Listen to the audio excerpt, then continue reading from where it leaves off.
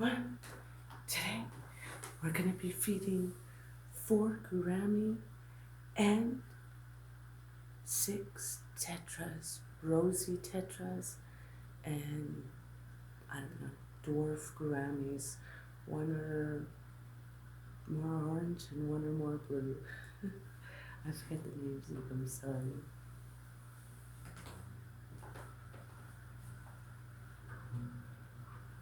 Oh.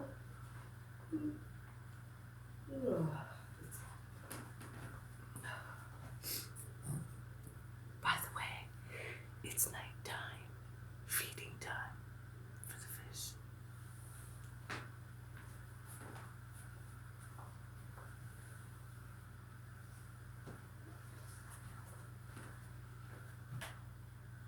Oops. The gouramis look kind of like this. They got kind of different pattern, and one set of them are more blue, one set of them is more orange. These flakes make their colors more enhanced. It's like a combination of what the owner had here already.